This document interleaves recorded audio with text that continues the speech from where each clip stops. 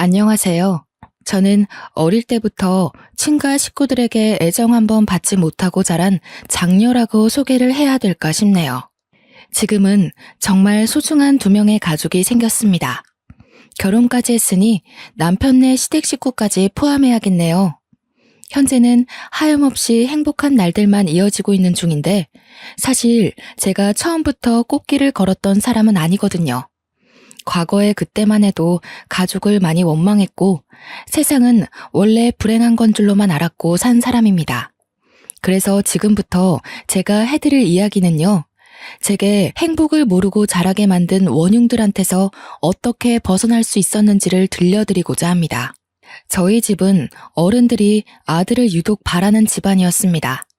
아주 어릴 때는 잘 몰랐는데 한두 살 먹으면서 아빠와 할머니한테 구박받는 엄마가 뭐 때문에 그리 혼나는지 알게 되었어요. 엄마가 다들 그렇게 바라는 아들을 낳지 못하고 딸인 저를 낳았기 때문이었죠. 그래도 할아버지가 살아계실 때는 할머니와 아빠의 훈수질이 막 심하지 않았습니다. 할아버지가 세상을 뜨고 나서부터 할머니의 윽박은 기다렸다는 듯이 심해졌고 엄마를 포함해 저까지 미움을 받았어요. 제가 완전 아기였을 때는 당연히 기억이 안 납니다. 조금 크고 나서 생각한 건데 아마 엄마 아빠는 뱃속에서 제 성별이 드러나자마자 저를 가지고 많이 싸우지 않았을까 싶어요. 이유는 당연하잖아요. 내가 딸이기 때문이었죠. 오직 그 이유 하나가 하루하루 집안이 풍비박산 되어가는 유일한 근거였습니다. 제가 보기엔 할머니도 할머니지만 엄마의 배우자인 아빠가 참 너무했다고 봤는데요. 당시에 아빠가 더 미웠던 건 할머니는 같이 사는 게 아니라서 많이 안 만나기도 했고 아빠가 엄마에게 아들 못 낳는 귀신이라며 막대하는 걸 매일 봤기 때문이에요. 엄마에게만 향하던 아빠의 불같은 화살이 제게 튀기까지 그리 길게 걸리지 않았는데요. 제 기억으로 아빠가 저를 안아준 적은 단 한 번도 없었습니다. 아빠는 항상 저한테 들어가는 모든 돈을 아까워했고 오히려 엄마한테 주던 생활비를 끊기까지 했어요. 때문에 엄마는 따로 알바를 하면서 제 초등학교를 보낸 걸로 알고 있습니다. 저는 초등학교 때부터 집안 돌아가는 분위기를 눈치챘어요. 개학을 앞두고 마지막 일기를 쓰고 있을 때 아빠가 술 먹고 들어와서 엄마에게 호통치는 걸 들었거든요. 야, 이 옆했네야. 집에서 식충이처럼 밥 축낼 시간에 아들 낳게 해달라고 기도라도 하란 말이야. 고작 딸 하나 낳고서 밥이 목구멍으로 넘어가냐? 넘어가냐고. 몇 번을 말해. 그게 내가 원하는 대로 되냐고. 나만 문제 있어? 아들씨 못 부리는 당신도 잘못 있는 거 아니야? 하늘이 정해주는 걸 나더러 뭘 더 어쩌라고. 이 썩을 년이 건방지게 어디서 큰 소리야? 그러니까 네 말은 지금 내 탓이라는 거냐? 내 씨가 뭐가 어쩌고 저째? 이 돼지 같은 년이. 아빠는 거의 매일 술을 마시고 들어와서 엄마한테 시비를 걸었습니다. 손찌검도 빠지지 않았고요. 방문을 닫고 있는 제 방에 고스란히 그 다툼이 들릴 정도로 컸어요. 엄마는 스트레스를 주로 먹는 걸로 해결했는데요. 그렇다고 살이 찌거나 덩치가 큰 게 아니었거든요. 아빠가 술 취해 쓰러져서 모르겠지만 엄마는 먹었던 음식을 새벽에 모두 토해내고 말아요. 제가 한번 싹 자지도 않고 가서 등 두들겨주면 엄마가 괜찮다고 얼른 들어가서 자라고 해서 잘 알고 있어요. 아빠는 잘 알지도 못하면서 맨날 엄마가 밥 먹고 있는 걸로 큰 소리를 많이 쳤습니다. 그때마다 제 속은 아빠를 향한 원망으로 가득 채워져 갔죠. 이 모든 불행이 단지 엄마가 아들을 못 낳아서라는 게 그 어린 나이에 저는 진짜 이해가 안 갔습니다. 엄마라고 아들을 안 낳고 싶은 게 아니잖아요. 누구보다 엄마가 가장 간절할 거란 말이에요. 아들 만들고 싶다고 뚝딱 만들어버리는 게 임신이면 세상 어느 천지 부부가 자녀 성별로 울고 웃고 하겠습니까? 제가 보기엔 스트레스 때문에 애가 더 안 생기는 것 같았어요. 할머니 아빠가 하도 자기 가문 씨말릴 셈이냐고 협박했고 그 때문에 엄마는 아빠와 원치 않는 관계를 이으며 노력 많이 했습니다. 손 놓고 있었던 게 아니라고요. 그런데도 생기지 않는데 어떡합니까? 당시 제일 괴로웠던 건 분명 엄마였는데 그럼에도 얼른 아들을 임신하길 원하셨어요. 한 번은 엄마도 임신이 되지 않는 게 걱정되어 저를 데리고 산부인과를 간 적이 있었습니다. 병원에서 엄마한테 너무 스트레스가 과도해서 몸이 아기 집을 만들 만한 건강을 못 갖췄다고 하는 거 있죠. 그래도 어쩝니까? 그 집을 나오지 않는 이상 스트레스와 함께 살아야 하는데 엄마는 스트레스 때문에 임신이 잘 안 된다는 걸 아빠 할머니한테 숨겼습니다. 알려봤자 그 사람들이 바뀔 것 같지도 않으니 그냥 이렇게 살다가 끝까지 아들 못 만들면 그대로 살겠다고 단념을 했어요. 그렇게 그 사실을 저만 알고 있는 상태에서 제가 중학생이 되었는데요. 그때까지도 엄마는 아빠와 할머니한테 한결같이 아들 소리로 괴롭힘을 당하며 지내왔습니다. 제가 학교를 다니다 보니 자리를 비워야 해서 엄마를 지켜주는데도 한계가 있더라고요.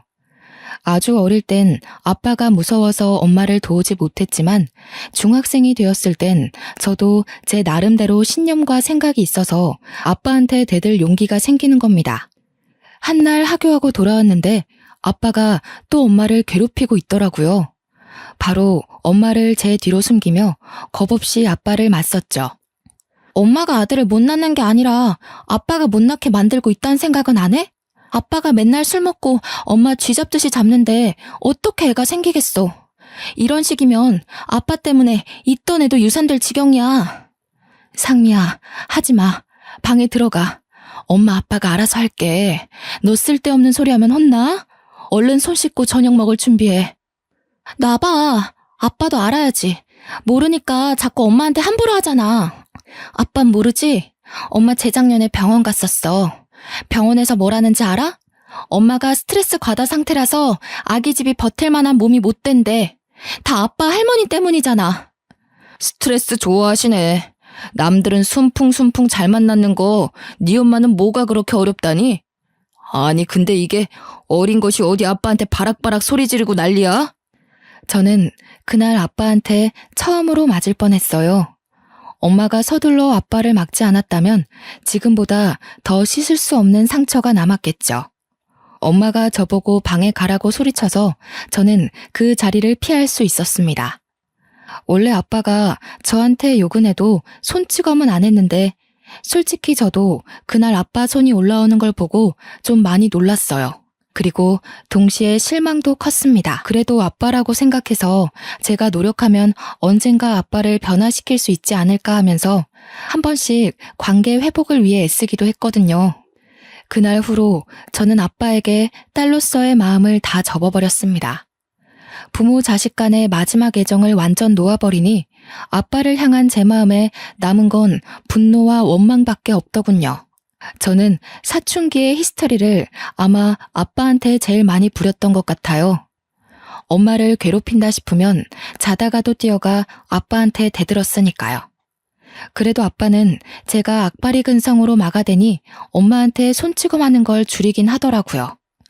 여전히 한숨 쉬고 욕하는 건 마찬가지였지만 그동안에 비하면 엄마를 덜 함부로 했습니다. 스트레스 과다 때문에 아기 집이 불안정하다고 하니 그 말에 살짝 겁먹은 듯한데 진작에 말해줄 걸 싶더군요. 엄마도 참 제 엄마지만 당시에는 어린 마음에 엄마가 너무 바보 같다고 생각했습니다. 대체 왜 아빠 할머니한테 휘둘리는지 모르겠는 거예요. 제가 이렇게 살지 말고 아빠 할머니 버리고 도망가자고 했는데도 엄마는 저를 타이르기만 했어요. 아들만 낳으면 아빠도 안 그럴 거야. 너 처음 가졌을 때 아빠가 얼마나 좋아했는지 알아? 내가 아들인 줄 알아서 그랬다면서. 할머니가 딸이 확실하다는 태몽을 꿨다면 나 엄마 지금처럼 똑같이 찬밥 신세였을 거야. 엄마는 아빠와 할머니의 본색이 어떤지 알면서도 제게는 그 사실을 자꾸 미화시켰습니다. 그러면서 하는 말이 엄마 아픔을 위로해주는 건 너무 기특하고 고마운데 식구를 너무 원망하지 말라고 하네요. 사춘기가 오기 전에 저는 제가 행동거지를 잘못하면 괜히 엄마가 욕먹을까봐 일부러 더 아빠 할머니한테 예의를 갖추고 살았거든요. 근데 할머니 아빠한테는 제가 잘하고 못하고가 중요한 게 아니더라고요. 그때부터 저는 느꼈어요. 이 사람들은 충분히 원망의 대상이 되어도 되는 사람들이라고. 제게는 이미 마음속에서 정리되기 시작한 사람들이었습니다. 엄마는 그러지 말라고 했지만 그것만큼은 엄마 말을 따라줄 수가 없어서 저는 계속 버릇없이 굴었어요. 그 뒤로도 엄마는 아빠와 임신을 하기 위해 계속 노력을 했습니다. 그러다 한 해를 넘기기 전에 기쁜 소식이 들려왔는데요. 이번엔 엄마가 정말 임신을 하게 된 거죠. 태어난다면 제게는 띠동갑도 넘는 동생이 생긴 것이기도 했고요. 막상 동생이 생긴다니 저도 오랜만에 뜬구름 같은 기분을 느꼈어요. 여동생이든 남동생이든 다 예뻐해줄 자신이 있었지만 이왕이면 남동생이길 바랬습니다. 저도 할머니 아빠 말처럼 해주기 싫은데 한편으론 엄마가 아들을 낳아서 그들에게 그만 인정받기를 원했거든요. 성별을 확인할 수 없는 시기에는 할머니 아빠가 엄마한테 폭언을 조금 삼갔는데요. 겨우 얻은 아이를 혹시나 유산하게 되면 안 되니까 조심하는 듯 했습니다. 그렇다고 환대를 하는 건 또 아니었어요. 행여나 뱃속의 아이가 딸일 경우 할머니와 아빠는 엄마를 가만두지 않으려고 벼르고 있었으니까요. 아마 저를 아들로 착각해서 기뻐했던 것처럼 김칫국 마시지 않기 위해서 참고 기다리는 것 같았어요. 저희는 원래 한 달에 한 번 할머니 집에 가서 밥을 먹곤 했는데요. 한날은 식사 자리에 할머니 아빠가 엄마한테 하는 말이 참 가관이었습니다. 애기 성별 정확히 하려면 한 20주 정도 걸린다더라. 애미 너 이번에도 딸이면 그만 우리 아들이랑 이혼하거라. 나도 더 늙기 전에 딴 여자 찾아서 대를 이어야겠소. 이러다 우리 집안 망하겠네. 이게 지금 손녀고 딸인 제 앞에서 할 소리인가요? 엄마도 자식 앞에서 체면이 있는데 그런 모욕을 대놓고 들었으니 얼마나 속상하겠습니까? 그렇잖아도 엄마는 들고 있던 숟가락을 부들부들 떨며 눈물을 떨구고 있는 겁니다. 그러면서 숟가락을 식탁에 탁 내려놓더니 평소와 다르게 할머니께 조금 큰 소리를 내었습니다. 어머님, 정말 너무하세요. 당신도 진짜 사람 아니야. 어떻게 사람을 성별로만 판단해요? 그깟 돼 있는 게 뭐가 그렇게 중요한데요? 막말로 제 아이 태어나고 어머님은 얼마나 사실 수 있는데요? 돌아가시고 나면 그만인 거지. 대를 잇고 못 잇고가 죽고 나면 대체 무슨 상관이냐고요. 뭐야? 말하는 싸가지가 뭐 이래? 어디서 안 하던 짓을 하고 있어? 너 지금 애 하나 생겼다고 유세 부리는 거냐? 쫓겨나고 싶니? 네, 유세 좀 부려볼게요. 어머님도 이딴 게 아들이라고 엄청 유세 부리시잖아요. 저는 그러면 안 되나요? 적어도 제 아이들은 어머님 아들보단 다 잘날 거예요. 당신 미쳤어? 우리 엄마한테 무슨 말버릇이야? 그리고 뭐? 이딴 게 아들? 이게 임신했다고 오냐오냐 해줬더니 확 그냥. 그때 아빠가 엄마를 향해 숟가락을 올리는데 예전 같았으면 바로 내리쳤을 것을 엄마의 임신 때문인지 그냥 때리는 신용만 하더라고요.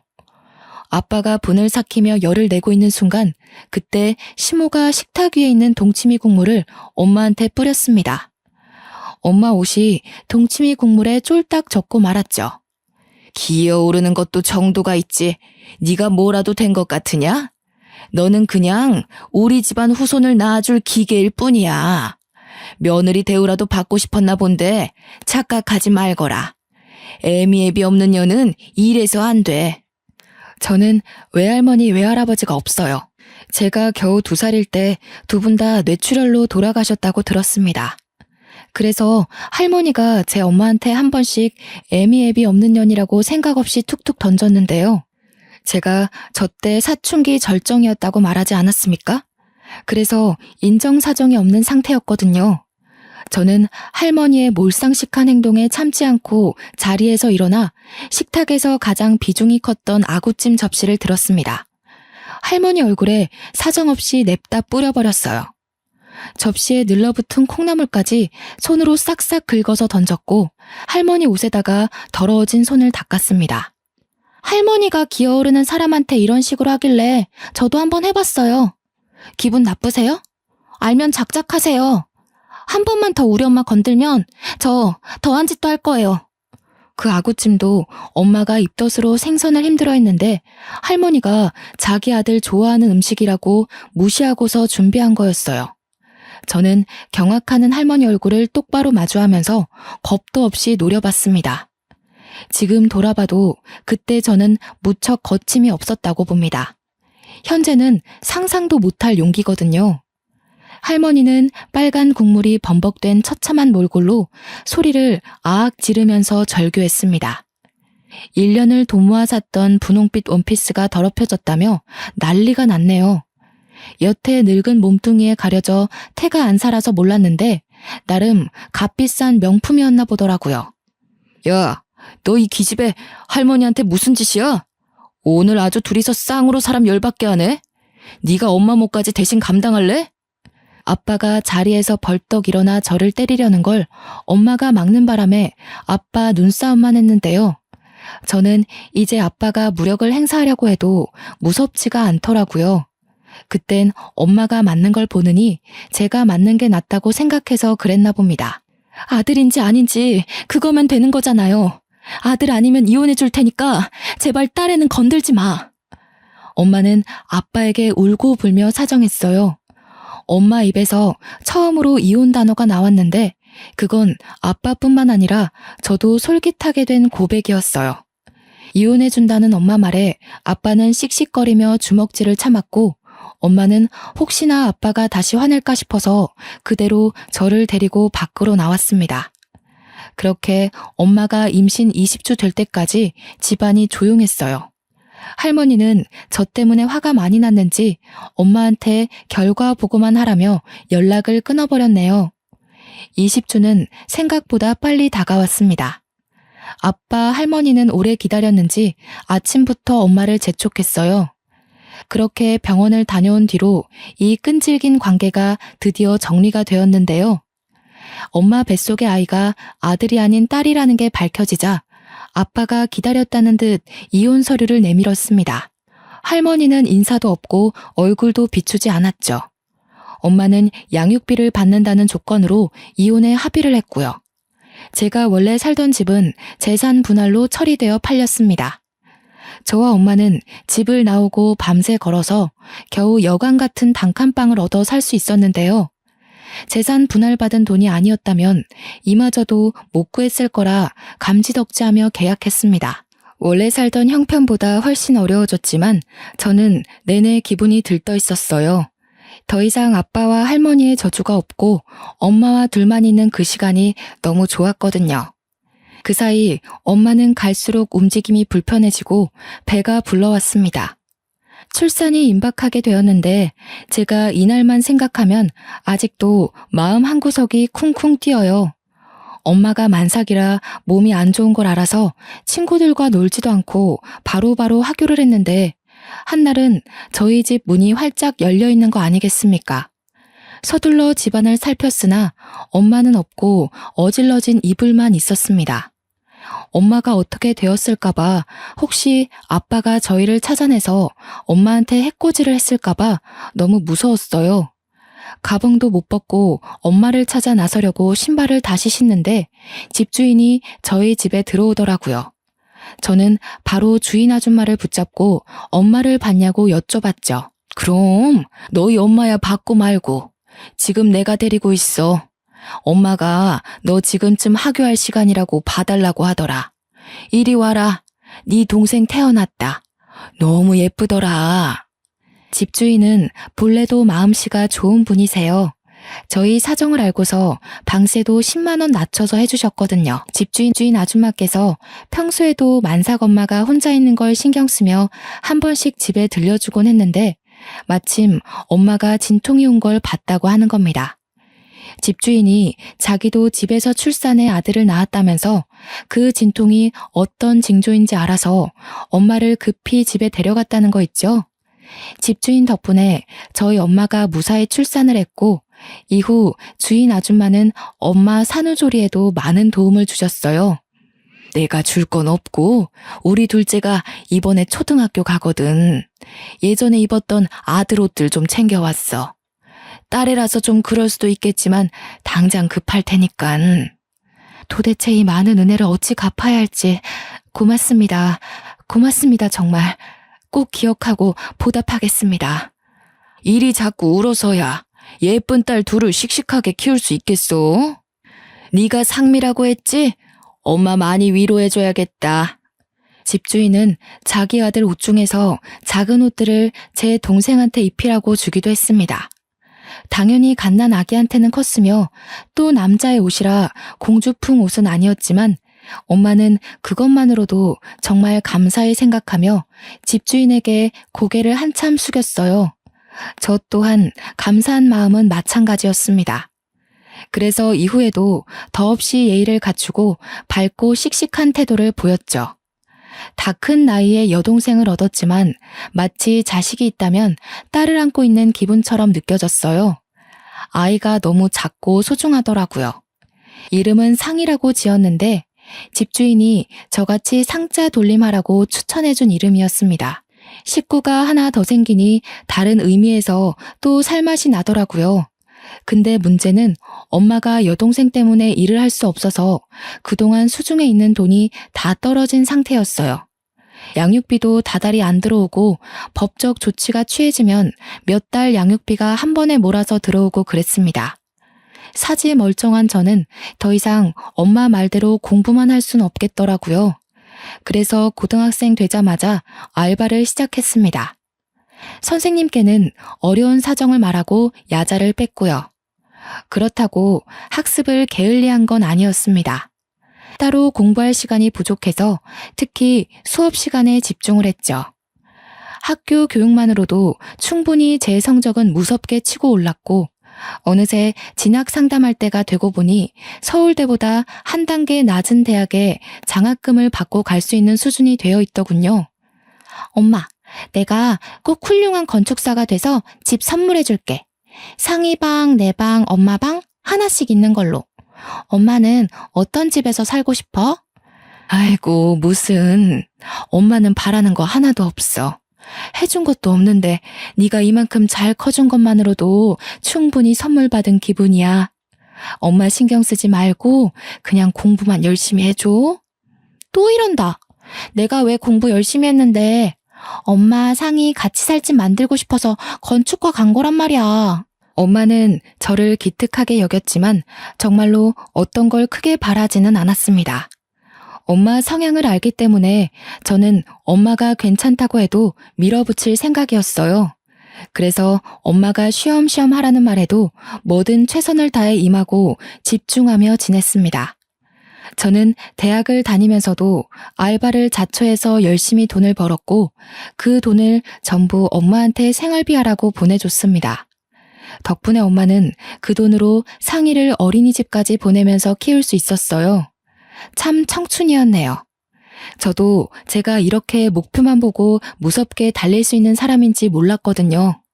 졸업할 무렵 저는 한 건축회사에 인턴 시험 합격했고요. 4학년 마지막 학기에 바로 인턴 일을 시작했습니다. 저는 인턴 때부터 유능한 신입으로 인턴들 사이에서 입소문을 타게 되었는데요. 그 덕분에 선배님들이 잘 봐주셔서 수습을 무사히 통과하고 정사원이 되었고 그 뒤로도 쭉쭉 승승장구만 하였습니다. 직장인으로 생활한 지 한 5년 차 되었을 때였던 것 같은데요. 저희 식구는 제법 이사 갈 수 있는 돈을 모아서 그 단칸방에서 벗어날 수 있었습니다. 저는 그동안 저희 식구에게 큰 은인이나 다름없는 집주인께 너무 감사해서 그 보답으로 작은 사례를 준비해서 드렸어요. 어머나, 나를 뭘로 보고 이 돈 못 받아. 내가 어디 돈 받으려고 너희 식구 들여다봤겠니? 상미야, 이 아줌마 이상한 사람 만들지 마. 저 없을 때 엄마한테 요리도 가져다 주시고 같이 데리고 외식도 해주셨다고 들었어요. 우리 상이도 아줌마 늦둥이 아들이 많이 챙기고 놀아준 거 알아요. 꼭 보답하고 싶어요. 그래야 제가 다음에 아줌마 얼굴을 계속 볼 수 있을 것 같아요. 아유, 나 이런 거 불편하고 민망한데 어쩜 집안 사람들이 이렇게 다 마음이 예쁠까. 상미야, 혹시라도 그 썩을 놈 찾아오면 이 아줌마한테 전화해. 아, 동생이 저기 어디 잘 나가는 검사야. 집주인은 저희가 택시 탈 때까지 배웅을 해주셨습니다.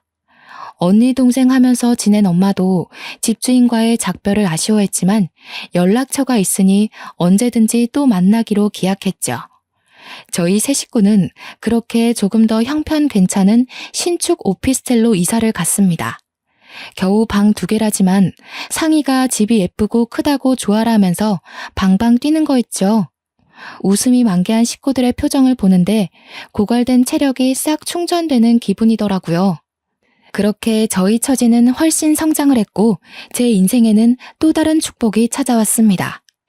같은 회사 팀장인 남자와 연애를 하게 되었거든요. 남자친구가 먼저 다가와줘서 시작하게 된 만남입니다. 남자친구는 저와 대화를 나눌 때마다 제 꿈에 대해 늘 감탄을 많이 해주었어요. 내가 도울게. 자기가 식구들 위해서 노력하는 모습 보니까 나까지 내 직업에 자부심 생기더라고. 나 자기한테 되게 많이 배워. 알지? 저희 식구가 살 집을 구상하는데 남자친구가 자꾸 도와주려고 해서 미안한 마음에 거절하고 있었는데요. 남자친구가 계속 진정성을 보여주니까 더 밀어내는 것도 무리겠다 싶더라고요.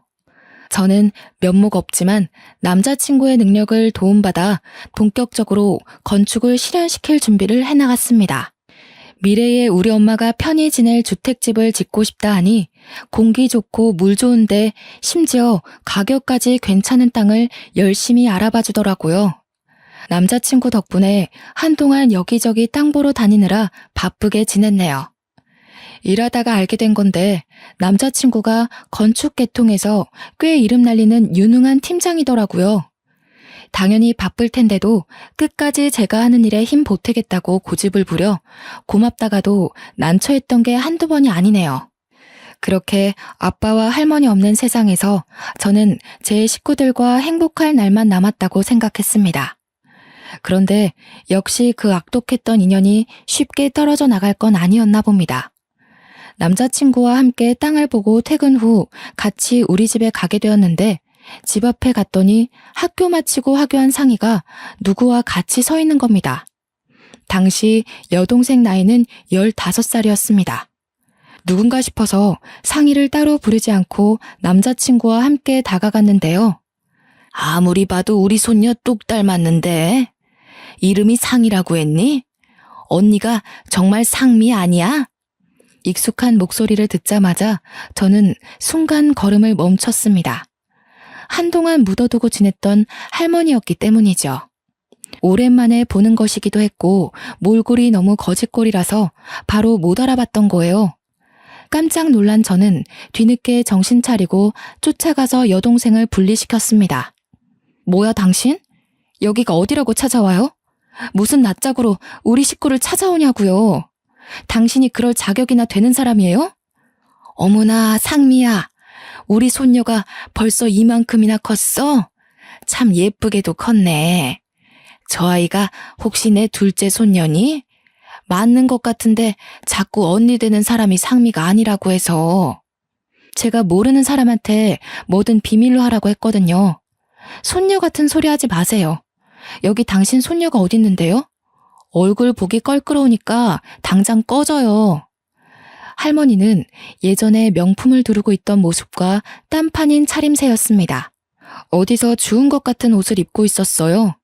늘 화장이 가득한 얼굴은 기미가 덕지덕지 그을려 있었고요. 제발 네 엄마 좀 만나게 해다오. 도무지 문을 안 열어준다. 내가 네 엄마한테 꼭 해야 될 말이 있어.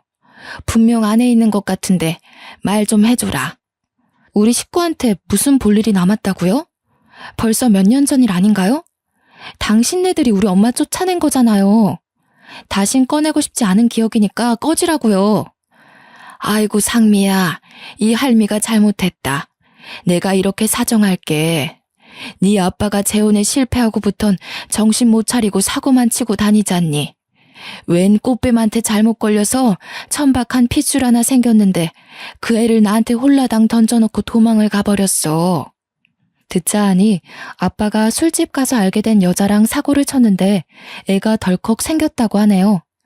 그 여자는 아빠가 비싼 술도 바로바로 사주고 하니까 돈 많은 남자인 줄 알고 아빠의 청혼 받았는데 애 낳고 직접 아빠 집안 실체를 마주하고서 바로 돌변했다고 하는 겁니다.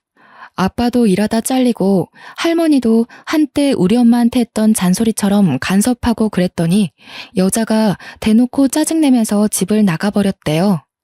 그 여자가 낳은 애는 아들이라는데 할머니 말로는 아빠도 말을 안 듣는데 애까지 울어대서 하루하루 정신을 못 차리겠다고 해요. 어쩌라고요. 자업자득이네요. 내가 그 아저씨 잘릴 줄 알았어. 할머니가 그리 오냐오냐 키우니까 대책 없이 사고만 치는 거 아니겠어요? 할머니가 뿌린 씨, 할머니가 거두는 꼴인데 뭐가 어때서요? 그때 엄마가 저희 다툼을 들었는지 바깥에 시끄러운 소리가 베란다까지 타고 들어오자 결국 밖으로 나오셨어요. 엄마 들어가. 내가 해결할게. 할머니가 엄마한테 애걸하려는 것 같거든? 엄마 마음 약한 거 알고 기어코 찾아내서 부탁이라도 하려고 그러나 봐. 아니야. 내가 한마디 해야 이 늙은이가 다신 걸음 못하지. 상미 너는 동생이 손님 데리고 먼저 집에 들어가 있어라. 할머니는 화가 나서 내려온 엄마에게 달려가 급히 손 붙잡았습니다.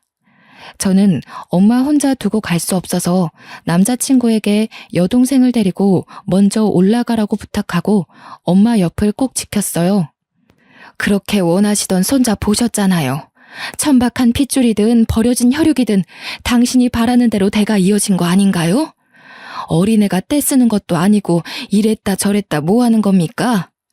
이제 와서 아쉬우세요?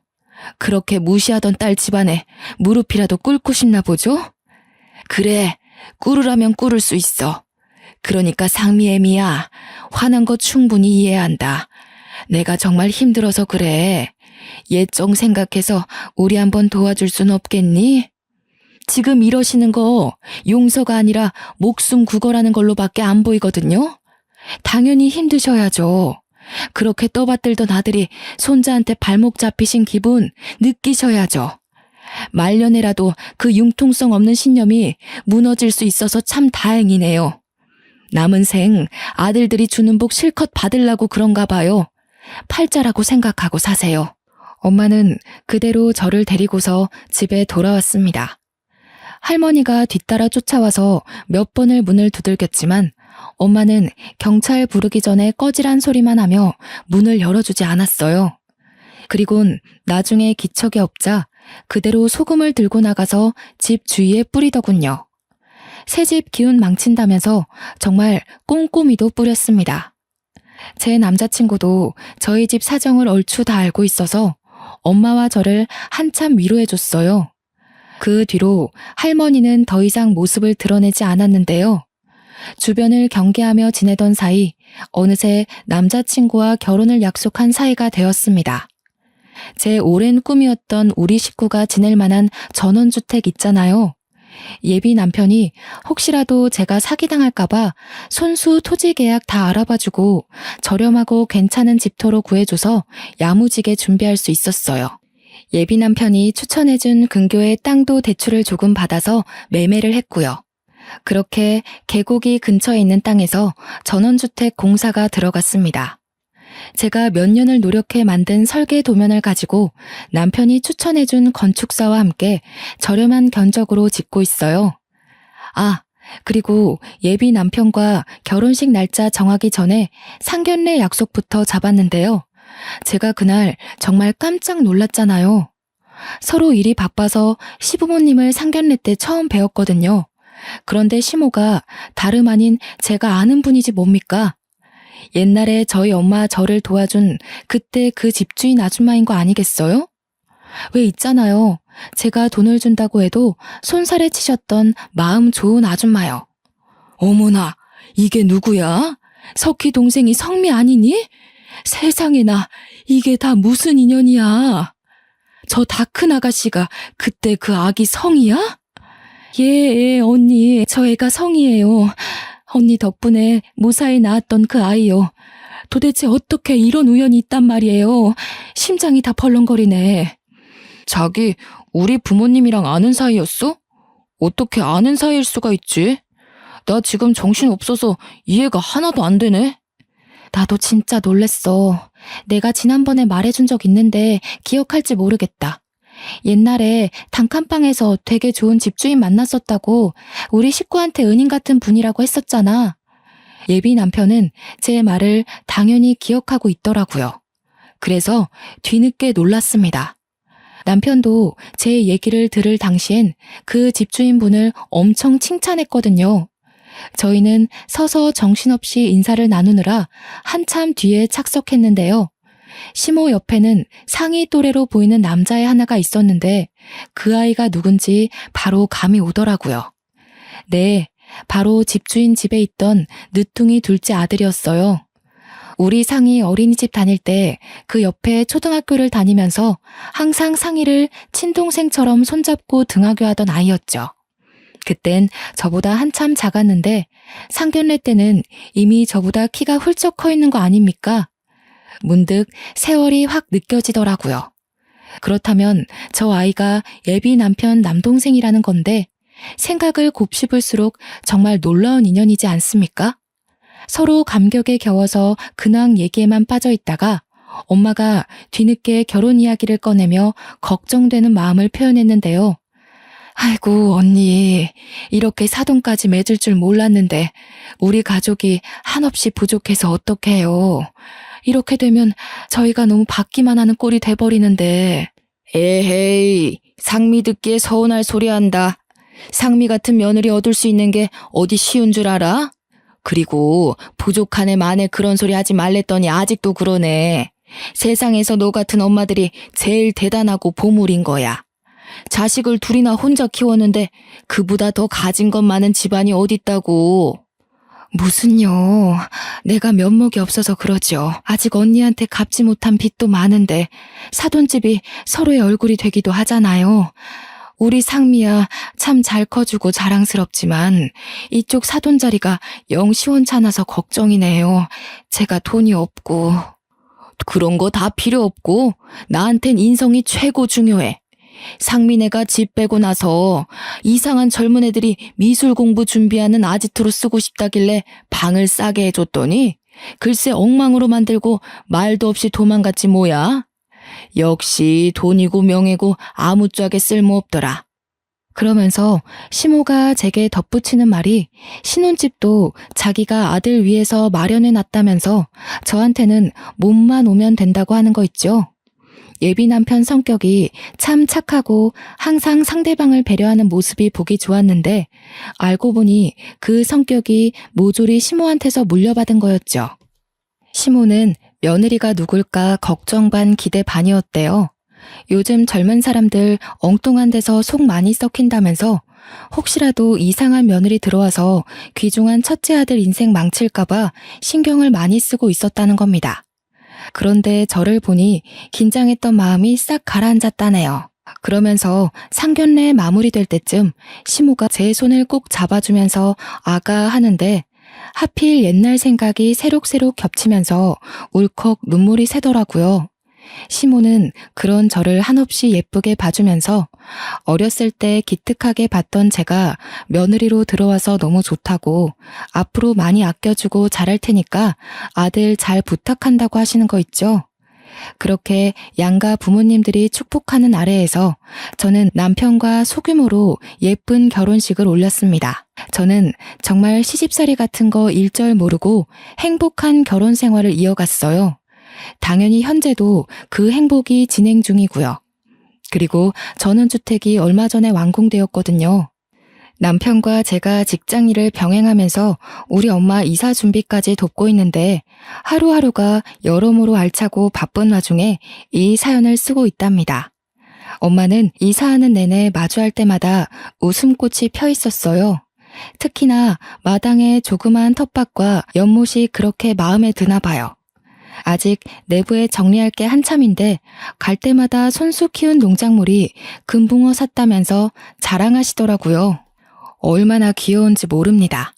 남편도 자기 장모님의 웃음이 좋은지 귀찮을 법도 한데 엄마가 하는 모든 말에 대응을 잘해주는 거 있죠.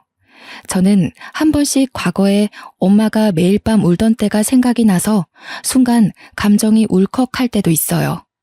그대로 지금 이렇게 행복하신 걸 보니까 저도 더 이상 엄마 걱정은 덜어볼까 싶네요.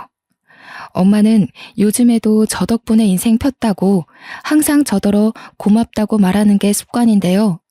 그럴 때마다 저는 엄마 덕분에 이렇게 당차고 이쁘게 컸으니까 이젠 고생 말고 행복한 일만 하고 지내달라고 말해주고 있습니다. 그리고 시모도 저희 친정이 집이 가깝다 보니까 주말마다 엄마 집 텃밭에 같이 농작물 키우기 시작했거든요. 단칸방 살 때도 느낀 건데 두 분이서 여전히 언니 동생 하면서 잘 지내더라고요. 서로 입씨름도 안 하고 잘 통해서 좋다네요.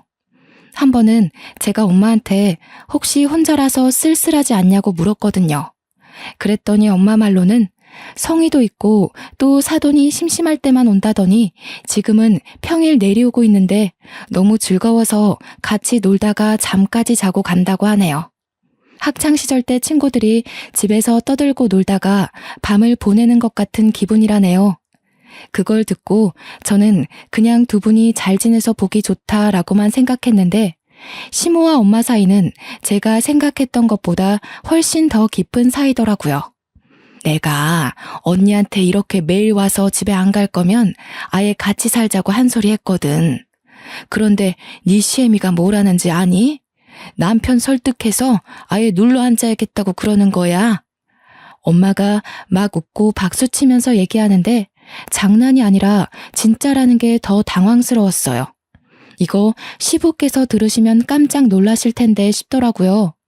그런데 또 곰곰이 생각해보면 시부가 허락해 주실 것도 같은 거예요. 몇 번 뵐 때마다 느꼈던 건데 시부는 시모를 무척 존중하며 지내고 계셨습니다. 시모의 의견이라면 늘 자신보다 우선순위로 두는 분이셨죠. 남편이 시부의 마음도 고스란히 전해받은 걸까요? 남편도 저를 되게 소중히 대하면서 존중해 주거든요. 어쨌든 저는 현재 사랑하는 식구들과 함께 이런 생활을 보내고 있답니다. 우리 엄마가 웃는 게 그렇게 예쁘다는 걸 요즘 많이 실감하고 있어요. 비운 뒤에 해 뜰 날 온다더니 고생 잔뜩 하신 우리 엄마한테 이제는 좋은 일만 가득했으면 좋겠네요. 사연이 좀 들을만 하셨는지 모르겠습니다. 제가 글을 유연하게 쓰는 솜씨가 없어서 듣는 분들이 거슬리진 않았을까 걱정도 되네요. 저는 되게 좋은 기회를 만나 제 인생을 털어놓을 수 있어서 좋은 시간 보냈습니다. 친구들에게 회포 푸는 기분과 비슷한 것 같기도 해요. 아직 다른 분 사연은 읽어본 적이 없는데 시간 날 때 다시 한번 찾아와야겠어요. 제 글은 이쯤에서 정리를 하도록 할게요. 다들 마음 아프지 말고 늘 건강한 삶 살길 바랍니다.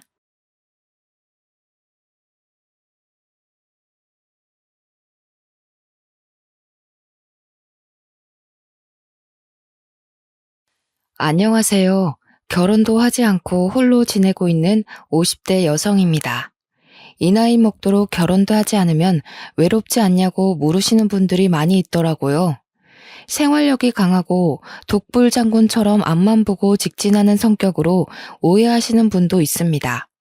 그런데 저는 어릴 때부터 연약하고 마음이 여렸습니다. 항상 누군가랑 같이 있어야 하고 기댈 상대가 필요했죠.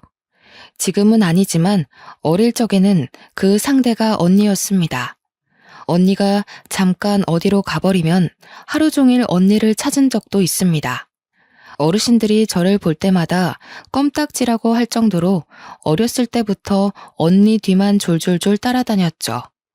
다른 분들은 형제나 자매지간과 어떻게 지내는지 몰라도 저는 언니와 친밀한 관계를 맺고 있습니다. 언니가 하고 싶어 하는 건 다 하고 싶어 했고, 언니랑 똑같이 되려고 옷도 따라 입고 책도 따라 샀습니다. 오죽했으면 장래의 희망이 저희 언니였으니까요. 초등학교 시절 담임 선생님도 장래의 희망이 언니라고 하니까 황당한 미소를 띠면서 이렇게 말씀하셨습니다. 애정이 장래의 희망이 언니라고 적었는데 왜 언니니? 선생님이나 경찰 이런 걸 적어야지. 언니라고 적으면 어떡해? 애정이는 언니가 될 수 없어. 언니도 결혼해서 다른 집으로 이사가고 애정이도 결혼해서 다른 집에서 살아야지. 선생님이 저를 귀엽게 여기시면서 이렇게 물었지만 그 당시만 해도 언니가 결혼해서 사라질까봐 무서웠습니다. 그래서 울먹거리면서 언니가 가버리면 안 된다고 소리쳤죠. 선생님이 당황스러워하시면서 결혼해서도 같이 살라고 달래셨지만 나이를 먹어갈수록 같이 살 수는 없을 거라는 예감이 들었습니다. 저희 부모님은 물론 이웃집 사람들만 해도 결혼하고 나서도 언니와 같이 사는 사람이 없었거든요. 어른이 되면 언니랑 같이 살 수 없겠구나 우울해했던 기억이 있는데 정신 차리고 보니 정말로 언니와 살고 있네요. 언니가 결혼하고 나서 분가했지만 계속해서 저랑 부모님이 계시는 본가를 찾아왔습니다. 그 당시에 저는 20살이었고 저희 언니는 23살이었습니다. 저희 언니가 어린 나이에 결혼해 아이를 일찍 낳았습니다. 20대 초반에 시작했던 격리일도 그만두고 육아에만 전념했죠. 언니 말로는 회사 일보다 시댁살이가 더 힘들었다고 합니다. 시어머니랑 같이 살면서 갖은 고생을 다 하는 것 같았는데요. 제가 속상해할까봐 자세히 이야기해주지는 않았지만 제가 직접 목격한 것도 있었습니다. 언니가 시어머니를 피해 저희 집으로 와서 쉬고 있을 때가 있을 때였습니다. 갑자기 문 두드리는 소리가 들려서 밖으로 나가보니 사돈 어르신이 와 있었습니다. 에이, 그것 여기 있지? 뭐 한다고 자꾸 밖에 나가 있는 거냐, 어? 내가 잡아먹기라도 했어? 죄송해요. 잠깐 동생 얼굴 좀 보고 싶어서 그랬어요. 우리 하윤이가 이모 보고 싶다고 해서요. 언니가 서둘러 짐을 싸서 나서는데 너무 불쌍해 보였습니다. 결혼 전까지만 해도 늘 환하게 웃던 언니인데 결혼한 이후로 불행해 보였죠. 저한테 몰래 전화를 해서 울먹거리거나 보고 싶다고 말한 적이 많이 있었습니다. 지금이라면 사돈 어르신한테 그러지 말라고 말려보기라도 할 텐데 저도 나이가 참 어렸습니다. 그 모습을 보고만 있다가 언니를 떠나보내고 말았는데요.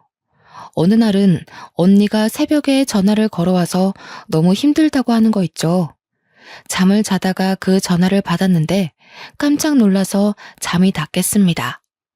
언니가 흐느끼는 소리를 듣자마자 잠옷 차림으로 언니의 시댁으로 달려갔습니다.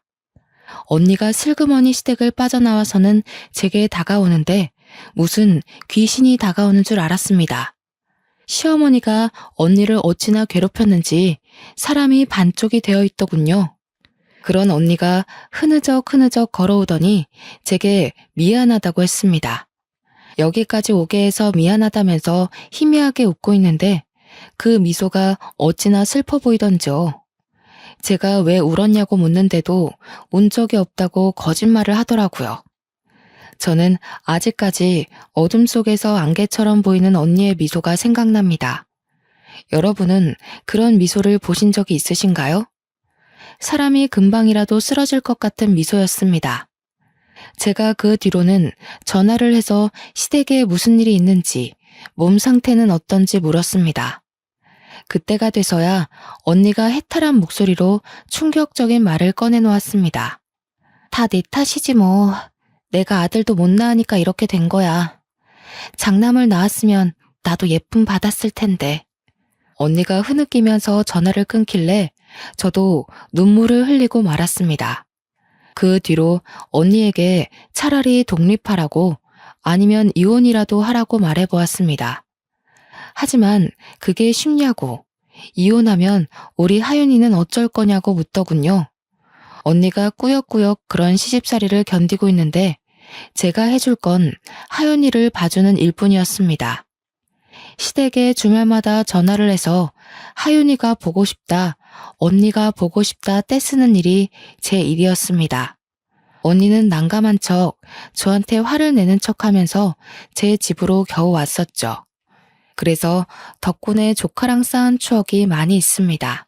놀이공원도 가고 공원으로 피크닉도 가면서 자매같이 놀아주었죠. 하윤이도 저를 좋아해 주어서 가끔은 제 딸 같다는 생각도 들었습니다. 비록 사돈 어르신은 하윤이가 딸이라고 안 좋아하지만 기죽지 않길 바랬는데요. 하윤이가 당당하고 밝은 아이로 크길 기도했지만 하나님께서 제 기도를 들어주시지 않았습니다. 직장에서 일을 하다가 전화 한 통을 받고 기절할 뻔했거든요. 네? 언니가 교통사고가 났다고요? 어디 병원인데요? 사돈 어르신한테 온 전화였습니다. 언니랑 형부 그리고 하윤이가 탄 차가 미끄러져서 전복했다고 하더군요. 그날 유독 비가 많이 와서 택시 잡기도 어려웠습니다. 최대한 빨리 병원에 가보니 언니랑 형부는 이미 세상을 뜬 상태였죠. 너무 놀라서 눈물이 나오지 않았습니다. 이 모든 게 꿈처럼 느껴져서 언니 얼굴 위로 덮여진 천조가리만 쳐다보았는데요. 사돈 어르신은 슬퍼해야 할 자리에서 분노하고 계셨습니다. 이렇게 비가 많이 오면 집에 박혀있지는 비 오는 날에 어딜 가겠다고 나서서 우리 아들까지 죽여? 사돈 어르신은 죽은 저희 언니를 붙잡고 욕을 하고 있었죠. 시댁 쪽 사람들이 말려봐도 소용이 없었습니다. 비 오는 날 부침개와 막걸리가 먹고 싶다며 맛집으로 향하게 한 언니 탓을 하고 있었습니다. 내 아들이 죽은 이유를 아예 몰랐어야 했는데 내가 괜히 전화를 했다. 안 그래도 아들 못 낳는 것 미워 죽겠는데 이런 것 때문에 우리 아들이 죽다니. 이런 가짜는 것 때문에 귀한 우리 아들이 죽어버렸어. 사돈 어르신이 통곡을 하시면서 언니 위로 덮여진 천을 쥐어뜯었습니다. 언니 멱살이라도 잡을 것 같아서 지켜보고 있던 의료진들이 말렸죠. 사돈 어르신은 언니가 세상을 떴는데도 언니를 욕하고 있었습니다. 그 모습을 보니 겨우겨우 화를 참고 있었는데요. 그것도 모자라서 조카를 붙들고 충격적인 말을 내뱉더군요. 우리 아들 죽여놓고 뻔뻔하게 여기 서 있고 싶니? 꼴도 보기 싫으니까 저리 꺼져라. 이것이 우리 아들이 감싸줘서 살았다고 하더라. 이것만 없었으면 우리 아들 살았어. 사돈 어르신께서 119 구급대원에게 사고 당시 현장을 전해 들었나 봅니다. 형부가 하윤이를 살리려고 꽉 껴안은 채 머리를 보호하고 있었던 것 같습니다. 조카 때문에 아들이 죽었는데 제가 조카 편을 들었다고 제 머리카락을 붙잡으면서 소리를 지르면서 할 수 있는 욕은 다 하시더군요. 너도 똑같아. 아들도 하나 못 낳는 것이랑 핏줄이 똑같으니 멍청하게 나불대는 것이겠지. 이 못된 버르장머리를 당장 고쳐놔 줄 테니까 오늘 너 죽고 나 죽자. 제가 아파서 주저앉으니 이번엔 할머니의 손길이 조카에게 뻗쳤습니다. 조카의 옷깃을 마구잡이로 붙잡더니 호통을 치시는 거 있죠? 이런 요망한 것, 네가 내 아들을 죽였어. 이런 것하고 나는 같이 못 살아. 꼴도 보기 싫으니까 당장 내보내라. 기적적으로 살아난 아이를 치료도 받지 못하게 하고 멱살 잡다시피 협박을 하고 있었습니다. 여기서 제 조카가 보인 반응이 더 슬펐습니다. 사시나무 떨듯 떨며 바닥에 풀썩 주저앉더라고요. 애가 어찌나 놀랐는지 울지도 못하고 속으로 눈물을 삼키고 있었죠. 저는 그런 하윤이를 감싸 안은 채 사돈 어르신과 떨어뜨려 놓았습니다. 그만하세요. 진정하시라고요. 갑자기 난 사고 때문에 많이 놀라신 것 같은데 일단 집으로 돌아가세요. 저희가 장례 절차 밟도록 하겠습니다. 네가 뭔데 이래라 저래라야? 이제 남이나 다름없는 것이 어디 눈을 부라리고 있어? 우리 아들 장례는 내가 할 거다. 신경 쓰지 말고 그 모자란 것 때리고 가버려라. 제가 진정하라고 중재하는데도 사돈 어르신이 오히려 저를 밀치며 호통을 치셨습니다. 조카에게 고아원에 보내버릴 거라는 말까지 해서 저는 얼른 하윤이의 두 귀를 막아버렸죠. 그리고 하윤이에게 다정하게 속삭이며 오늘 있었던 일은 모두 다 잊어버리라고 했습니다. 하윤아, 할머니가 진심으로 하는 말 아니야. 그러니까 마음에 담아두지 마. 차라리 다 잊어버리자. 이모도 잊고 싶으니까 다 잊으려고 해. 그러니까 하윤이도 악몽을 꿨다고 생각하자. 하윤이한테 이렇게 말하고 다른 병원으로 데려가 머리 상처를 꿰매고 찰과상과 인대가 늘어난 부분을 치료하였습니다. 형부가 자식을 정말로 아끼고 사랑했던 것만큼 하윤이를 처절하게 껴안고 있었나 봅니다. 차가 전복했는데도 하윤이는 5주 만에 태어나였습니다. 저희 조카가 이렇게 회복하는 사이 언니와 형부는 같은 장례식장에서 상을 치르지도 못했습니다. 사돈 어르신의 뜻대로 형부 장례식장과 멀리 떨어진 곳에서 상을 치러야 했는데요. 형부 장례식장과 언니 장례식장을 왔다 갔다 하면서 정신없이 지내던 와중이었습니다. 갑자기 전화가 와서 받아보니 청천벽력 같은 소식이 들려왔습니다. 뭐라고요? 하윤이를 고아원에 보냈다고요? 엄마한테 전화가 와서 받아보니 사돈 어르신이 기어코 하윤이를 고아원에 보내버렸다고 하더라고요. 엄마도 이제 알았다며 어쩌면 좋냐고 하길래 서둘러 하윤이가 있다는 고아원에 가보았습니다. 구석에서 외롭게 앉아있는 하윤이를 보고 눈물을 터뜨리고 말았죠. 언니가 죽었을 때보다 더 서럽게 울었던 것 같아요. 그때 사돈 어르신이 인간만도 못하다고 느꼈습니다. 사돈 어르신 말대로 이제 가족도 아니니 저도 예의를 차리지 않으려고요. 그렇게 굳게 다짐하고 하윤이를 데려왔습니다. 그리고 제 밑으로 호적을 올려서 키우기로 했죠. 하윤이를 키우게 된 지 5년이란 시간이 흘렀습니다. 이제 결혼할 나이가 훌쩍 지나서 선자리를 보러 다니게 되었는데요. 공무원부터 경찰, 선생님, 잘 나가는 사업가까지 좋은 직업을 가진 남자들을 많이 만나보았습니다. 하지만 잘 되려고 하면 이상하게 연락이 끊기고 흐지부지 되더군요. 저한테 문제가 있는 건 아닐까 고민하던 찰나 호텔에서 일하는 요리사를 만나게 되었습니다. 정말 괜찮은 사람이었죠. 그 남자가 저한테 하윤이에 대해 묻기 전까지요. 애정 씨가 집에 일찍 가야 한다고 하시던데 따로 이유가 있으신가요? 자녀가 있는 것도 아니고 통금 있는 사람처럼 6시 전에 가시는 게 궁금해서요. 우리 조카랑 같이 살고 있는데 조카 밥을 챙겨줘야 해서요. 사실 사정이 있어서 조카를 입양해서 키우고 있거든요. 순간 어색한 기운이 감돌아서 아차 싶었습니다. 그동안 남자들에게 연락이 오지 않은 이유도 알겠더군요. 바로 조카의 존재를 알게 된 순간 연락이 점차 뜸해졌던 것 같습니다. 그걸 이제야 알았다니. 조금은 한심한 기분이 들어서 일찍 자리를 파했습니다. 저를 피하시는 남자분들 마음도 이해가 되었습니다. 저도 이제 막 알아가는 남자한테서 결혼은 안 했지만 애가 있다는 소리를 들으면 기피할 것 같았거든요. 집으로 돌아가 하윤이의 식사를 챙겨주고 있는데 갑자기 전화가 왔습니다. 무심코 받아보니 요리사랑 연결해준 이모였습니다. 이모가 왜 벌써 헤어졌냐고 물으니 제가 그렇게 됐다고 얼버무렸죠. 그런데 요리사한테서 이유를 전해 들었나 봅니다. 제가 얼버무리기 무섭게 버럭 소리를 지르더라고요. 걔는 땡땡 호텔 요리사면 다니? 사람이 사정이 있어서 조카 입양해서 키울 수도 있지 어떻게 그래? 그렇게 잘났어? 사람이 장점만 있을 수 없잖아. 천천히 두고 봐야지. 어쩜 집에 가자니까 그냥 오케이 해버려? 이모, 나는 남자들이 왜 이렇게 연락이 뜸해지나 했더니 애가 있어서 그랬나 봐. 나도 애 있으면 좀 그럴 것 같아. 결혼이 소꿉장난도 아니고 그럴 수도 있지. 너무 화내지 마.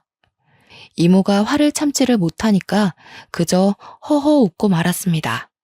그런데 제 조카가 그 소리를 다 들은 것 같았습니다. 밥을 먹는 둥 마는 둥 하더니 방 안으로 획 들어가 버리더군요. 다 먹었냐고 물어봐도 대답도 안 했습니다. 13살짜리가 알아들을 거라고 생각도 못했죠. 워낙 어릴 때부터 키운 아이라 너무 어리게만 봤던 것 같습니다. 갑자기 제가 퇴근을 하고 돌아오니 하윤이가 제게 편지를 써서 건넸습니다. 기특한 마음에 얼른 편지를 읽어봤는데 편지의 내용은 충격적이었습니다. 자기는 괜찮으니 고아원에 들어가겠다고 하는 거 있죠? 자기가 고아원에 들어가면 제가 좋은 남자를 만나서 결혼할 수 있을 거라고 했습니다. 그 편지를 읽는 순간 눈물이 고였지만 조카에게 그런 말 하는 거 아니라고 혼을 내버렸습니다. 누가 이런 편지 쓰래? 이모가 하윤이 버리고 결혼할 것 같아? 어디서 그런 말을 해? 따끔하게 혼을 냈더니 조카가 엉엉 울어버리더군요. 그런 조카를 꼭 껴안으며 결혼을 포기하기로 마음먹었습니다. 조카가 있어서 떠날 남자라면 평생을 함께할 가치도 없다는 생각이 들었고 결혼하는 것보다 조카랑 같이 있는 삶이 더 소중해 결혼하지 않기로 한 것입니다. 물론 이런 저를 이해해주고 결혼하겠다고 나서는 남자가 있다면 결혼식을 올릴 테지만 그런 남자는 보이지 않았죠. 그래서 그 뒤부터 어른들이 만들어준 선자리에 나가지 않았습니다. 그 시간에 조카를 위해 돈을 벌거나 조카와 지내는 시간을 늘렸는데요. 그렇게 열심히 살다 보니 조카가 어느새 고등학생이 되어 의대를 목표로 하기 시작했습니다. 제가 의대 가라고 강요한 것도 아닌데 코피를 쏟을 정도로 공부를 하였습니다. 아침 일찍 일어나 등교하기 전에 간단하게 영단어를 외우고 밥 먹으면서 교과서를 훑어보고 있더라고요. 조카 말로는 점심시간에도 밥을 빨리 먹는다고 들었습니다.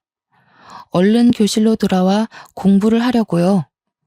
저도 그렇고 언니도 그렇고 어렸을 때 그런 적이 없었는데 도대체 누굴 닮았는지 완전히 책벌레가 다 되어 있었습니다. 어느 날은 늘 전교에서 1등인 녀석이 5등을 한 날이 있었습니다. 저는 컨디션이 안 좋으면 그럴 수 있다고 위로해 주었는데요. 오히려 자기가 성을 내면서 과외를 붙여주라고 하더라고요. 아무래도 학년이 올라갈수록 애들이 사교육에 집중하는 모양이었습니다. 그동안 과외나 학원 없이도 공부를 곧잘 잘해내던 조카 녀석이었는데 승부욕이 올랐는지 제게 부탁을 다하더군요. 하윤이가 뭘 해달라고 한 적은 처음이라서 학부모들한테 수소문해서 유명한 과외 선생님을 붙여주었습니다. 저희 조카가 똑똑한 것도 있지만 과외를 받으니 성적이 쑥쑥 올랐습니다. 그 뒤로 1등을 놓친 적이 없었죠. 그러다 조카가 쓰러진 날이 있었습니다. 회사에서 일을 하다가 전화를 한 통 받았는데 저희 하윤이 담임 선생님이더군요. 하윤이가 수업을 듣다가 쓰러져서 병원에 있다고 하길래 바로 달려갔습니다. 선생님이 알려주신 땡땡 병원으로 가보니 하윤이가 링거를 맞고 누워있더라고요. 그 뒤로 제가 한약도 지어주고 쉬엄쉬엄 공부하라고 몇 번이나 강조하였습니다. 혹시 몰라 제가 몰래 지켜보고 있는데 하윤이가 잔다고 해놓고 새벽에 일어나서 몰래 공부를 하고 있었습니다. 이러니까 픽픽 쓰러지는 거라고 책을 빼앗아서 재운 적도 여러 번 있었죠. 이렇게 독하게 공부를 하니 서울대 의대에 들어갈 수밖에요. 우리 하윤이가 서울대 의대에 들어간 소식을 어떻게 들었는지 사돈 어르신이 찾아오셨습니다. 마음 같아서는 사돈 어르신인 거 알게 된 순간 내쫓고 싶었지만 그럴 수 없었습니다. 현관문이 열리자마자 밀고 들어오시더니 제 뒤에 서 있는 하윤이를 보시더라고요. 하윤이가 서울대 의대에 들어갔다며?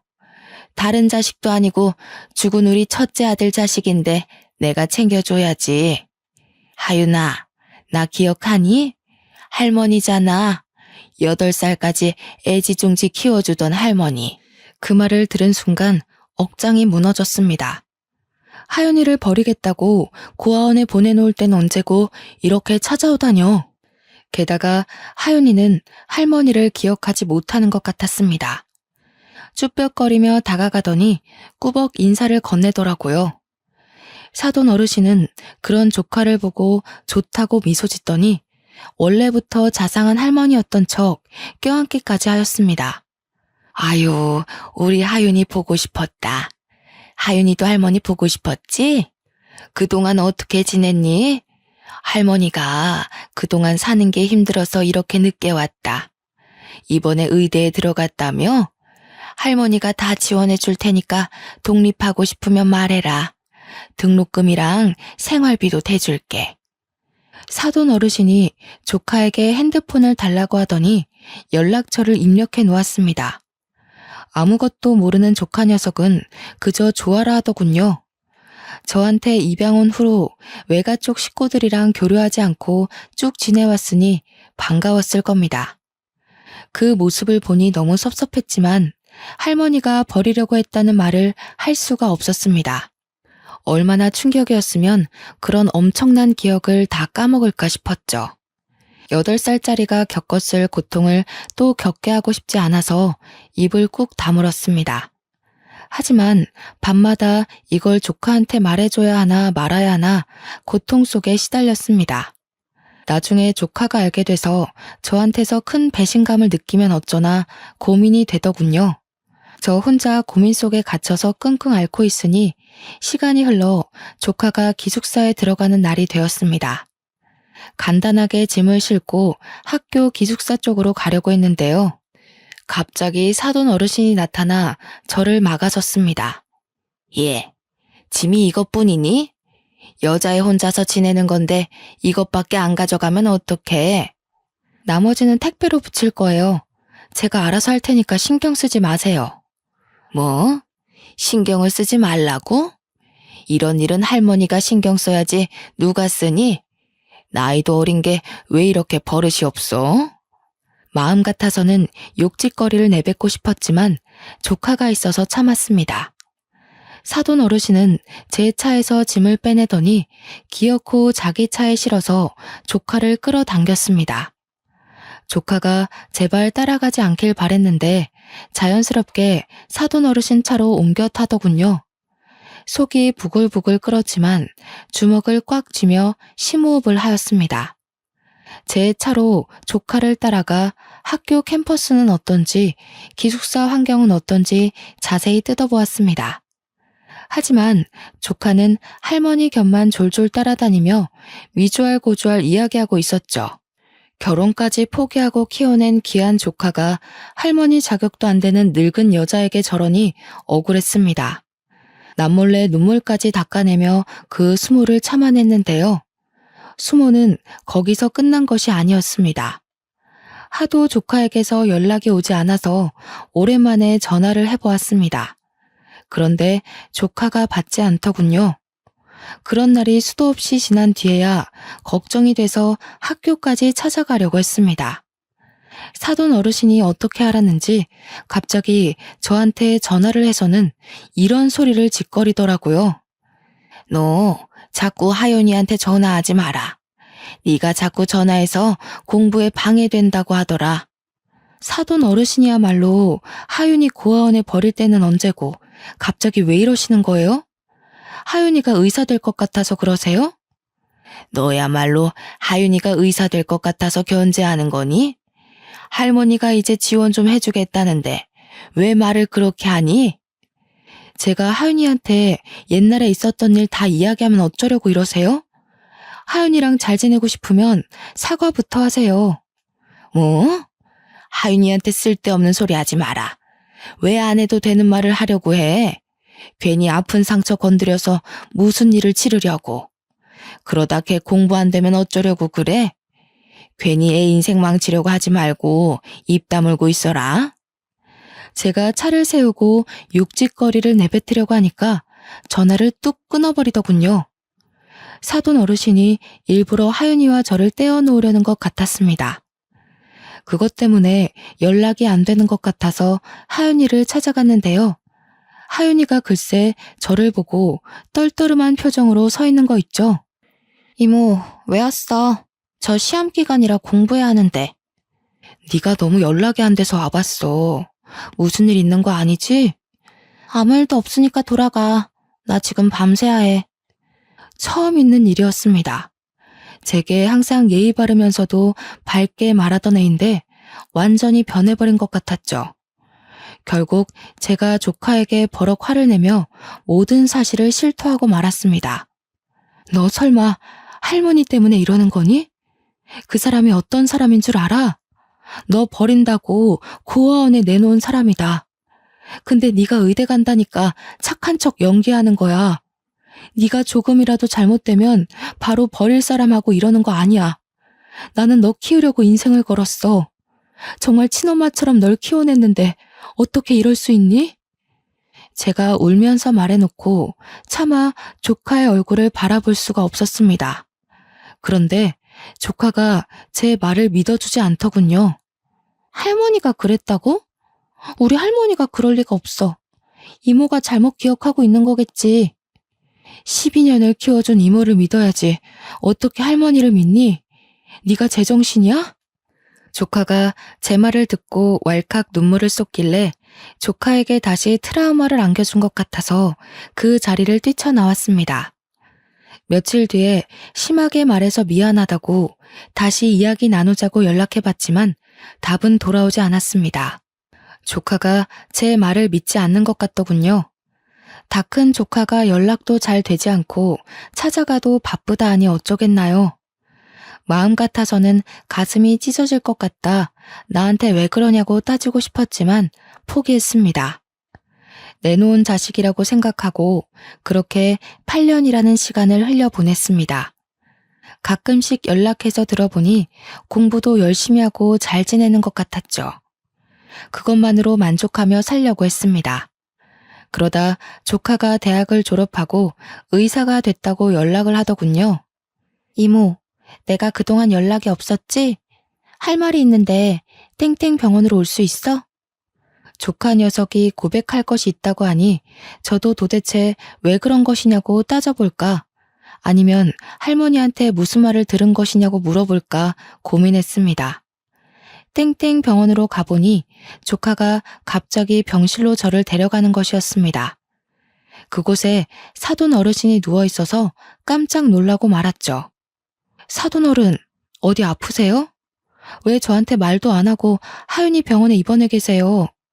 내가 8년 전부터 췌장암에 걸렸는데 다시 재발하고 말았다. 이제는 다른 장기로까지 전이 돼서 수술해도 살기 어렵다고 하는데 어쩌면 좋냐? 사돈 어르신이 그리 말하면서 눈물을 흘리는데 그제서야 8년 전보다 삐쩍 마른 몸이 보였습니다. 그런 사돈 어르신이 불쌍해 보이는커녕 다 업보라는 생각이 들었죠. 이제 곧 세상을 뜰 사람인데 우리 조카한테 왜 그랬고 언니한테는 왜 그랬냐고 따지기도 싫었습니다. 생판남이니 적당히 회복을 기원하고 병실을 나오려고 했는데 사돈 어르신이 갑자기 일어나 제 앞에서 무릎을 꿇었습니다. 미안하다. 내가 그동안 잘못했어. 네 언니한테 모질게 대한 것도 잘못했고 내 손녀 버리고 너한테 떠맡긴 것도 잘못했다. 내 욕심 때문에 갑자기 나타나서 가족 행세한 것도 미안해. 네? 갑자기 그게 무슨 소리세요? 내 사과 좀 받아주라. 그래야 내가 수술을 할 수 있어. 나 하루라도 더 살고 싶다. 하윤이가 잘 아는 교수님이 계시는데 그 교수가 췌장암 수술을 제일 잘한다고 하더라. 대한민국 1등이래. 그 교수가 수술해주면 나 살 수도 있다는데 나 한 번만 살려주면 안 되겠니? 사돈 어르신이 하는 말을 들어보니 내가 사과를 받아주면 조카가 교수에게 수술해달라고 부탁을 해본다고 말했나 봅니다.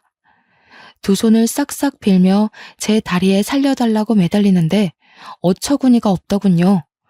그래서 서둘러 사돈 어르신을 떼어놓고 단호하게 말하였습니다.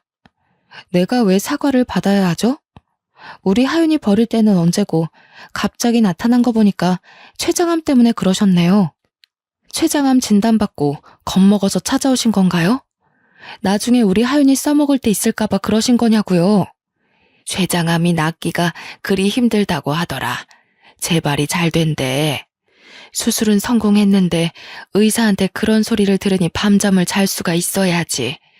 그런데 하윤이가 의대에 합격했다는 소식을 듣고 눈이 돌아버렸다. 가족끼리 이러면 안 되는데 내 이익만 챙기려고 했어. 내가 이렇게 반성할 테니까 한 번만 봐주면 안 되겠니? 사돈 어르신께서 모든 사실을 실토하고 인정하셨습니다. 조카에게 의도적으로 접근하고 저와의 연락수단을 모두 다 끊어놓은 거죠. 계속해서 조카를 감시하며 저와 연락을 하고 있는지 만나고는 있는지 감시한 것 같았습니다. 이 사실을 하윤이에게 다시 한번 확인하면서 충격적인 사실도 전해 들었습니다. 이모, 사실 나 다 기억하고 있었어. 할머니가 나 고아원에 보냈던 것도, 이모가 나 다시 데리고 간 것도. 그런데 할머니가 다시 나타난 순간 무슨 꿍꿍이가 있을 거라는 생각이 들었거든. 할머니 집에도 놀러가고 같이 연락하면서 할머니가 췌장암에 걸렸다는 사실을 알게 되었어. 아무리 할머니가 미워도 그러면 안 되는데 꼭 복수해주고 싶은 마음에 여기까지 오게 된 것 같아. 그런다고 이모 연락을 무시해? 내가 얼마나 속상했는지 아니? 너한테 잘못한 게 있나 몇 번이나 생각했다. 너도 내가 보낸 문자 봤지? 그 문자들 보면 네 할머니가 무슨 말로 널 꼬셨나 불안했는지 알 거다. 그 문자들을 보고도 어떻게 연락 한 번 안 할 수 있니? 복수의 눈이 멀었어. 그래서는 안 되는데 밤마다 꿈에서 엄마가 나와. 그리고 할머니가 고아원에 버리고 가는 꿈을 꿔서 어쩔 수 없었어. 내가 코피 흘릴 정도로 공부 열심히 한 것도 할머니 생각에 분해서 그랬던 거야. 조카가 울먹거리면서 저명한 의사가 되어 아픈 할머니를 배신하는 꿈을 꾸고 있었다고 말하였습니다. 제가 연락 문제로 서운해하거나 저랑 멀어질 때마다 할머니의 몸이 약해져서 양로원에 입원시키는 상상을 했다고 해요. 복수를 다하면 다시 저를 찾아와 모든 사실을 털어놓으려고 했다고 합니다. 그 말을 듣는 순간 울분에 차 조카의 등을 내려치면서 소리쳤습니다. 아이고 이거사, 네 인생 망칠 수도 있는 짓을 왜 해? 그러다 의사 면허라도 박탈당하면 어쩌려고 그러냐고. 그럴 가치도 없는 인간이야. 이 인간이 아프든 말든 신경 쓰지 마. 제가 얼른 여기서 나가자고, 저 인간하고는 전혀 상관없는 사이로 지내자고 말하자 사돈 어르신이 제 발에 매달렸습니다. 아가, 이러지 말고 나 좀 받아오.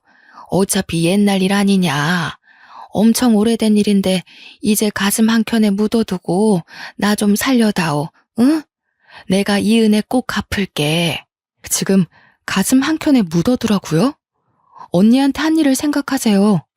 언니 죽을 때까지 괴롭히고 못 살게 군 것도 모자라 우리 하윤이 버렸잖아요. 그걸 어떻게 용서하라고 그러세요? 그럼 내가 어떻게 해야 용서할 거니? 이렇게 엎드려 빌까? 사돈 어르신이 부들부들 떨며 애처롭게 바라보길래 마음이 차분해졌습니다.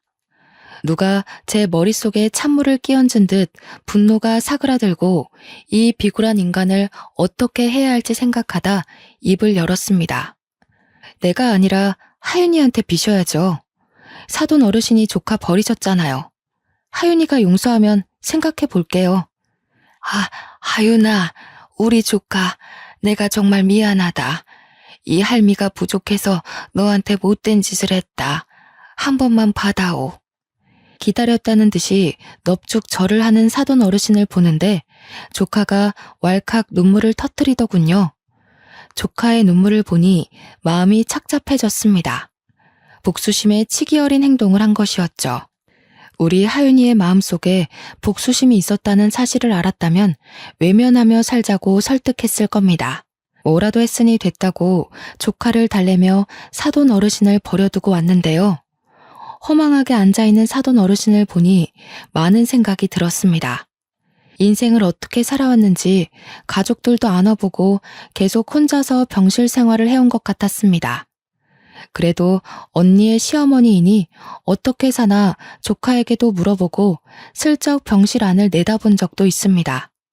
살아있는 모습을 보고 목숨 한번 즐기다 생각하다가도 인성이 나빠 고독하게 떠날 인간이겠거니 생각하고 있을 무렵이었습니다. 저한테 편지 한 통이 와서 열어보았는데요. 무려 5장 분량의 편지였습니다.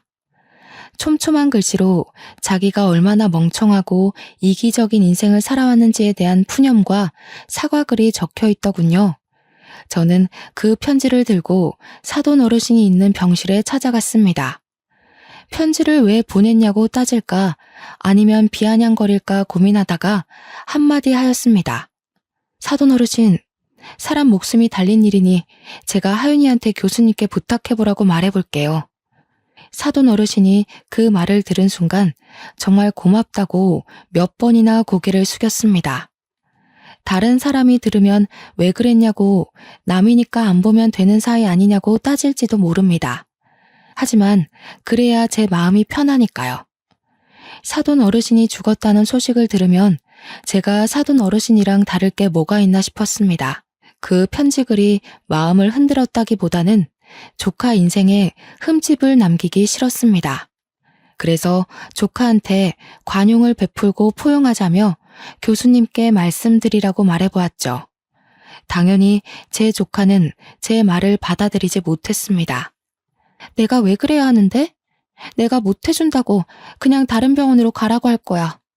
네가 살면서 범죄자도 치료해줘야 하고 네 할머니보다 인성이 나쁜 사람을 고쳐줘야 할 텐데 그럴 때마다 외면하고 다른 병원으로 보낼 거니? 제가 그리 말하니 조카가 한참을 생각해보는 눈치더군요. 잠시 뒤에는 제 말대로 하겠다며 췌장암 수술을 잘한다는 교수님께 연락해보는 것 같았습니다. 다행히 교수님께서 수술을 해주신다고 하셔서 사돈 어르신께서 수술을 받으셨는데요. 지금은 많이 회복하셔서 웬 보자기를 들고 저희 집을 찾아오셨습니다. 귀해 보이는 보자기 안에는 손수 만든 반찬들이 들어있었습니다. 정말 고맙다고 반찬을 싸들고 왔는데 마음이 싱숭생숭하였습니다. 인생은 오래 살고도 볼 일이네요. 조카도 이 모습을 보고 많이 놀랐는지 놀란 토끼 눈이 되어 있었습니다. 사돈 어르신이 조카가 좋아하는 떡을 직접 쪄왔다며 꺼내서 건네는데 정말 애처롭게 보이더군요. 이거 내가 우리 하윤이 생각해서 찐 거다. 우리 하윤이 백설기 좋아하잖아. 포슬포슬하니 정말 맛있다. 한 입 먹어봐라. 하윤이가 먹지 않으니 슬그머니 손을 내리며 멋쩍게 웃어 보였습니다. 역시 내가 준 거라서 좀 그렇지? 그래도 버리면 아까우니까 나 가면 먹어라. 그날은 그렇게 가버리더니 다음 날에도 찾아와서 반찬을 건네주셨습니다. 반찬만 만들어주신 것이 아닙니다. 어느 날 오신다는 전화를 하길래 무슨 일인가 했더니 집안 청소를 해주겠다는 거 있죠? 이제 슬슬 계절도 바뀌었으니 옷 정리도 하고 대청소도 할 때 되지 않았니? 내가 거들어주마. 아니다. 내가 다 할 테니 너는 나가 있어라. 제가 하지 말라고 말려봐도 사돈 어르신께서 걸레질을 하고 청소기를 밀기 시작했습니다. 이런 날이 한두 번이 아니었죠. 어느 날은 갑자기 오셔서 이불 빨래를 해놓고 가셨고 다리미질만 1시간을 하고 가신 적도 있습니다. 얼마 전에는 커튼이 더럽다면서 죄다 빨아놓고 가셨는데요. 그러면서 슬그머니 자기가 해놓은 반찬들도 놓고 가십니다. 오늘도 사돈 어르신이 해주신 반찬에 밥을 해먹다가 사연글을 보내보고 싶다는 생각이 들었습니다. 여러분들은 제 행동이 잘했다고 생각하시나요? 가끔 가다가 저희 가족들끼리 모이면 솔직한 생각들을 나눕니다.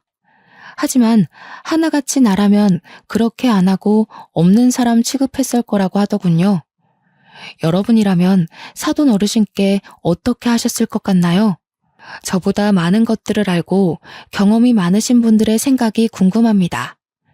긴 이야기 들어주셔서 감사합니다.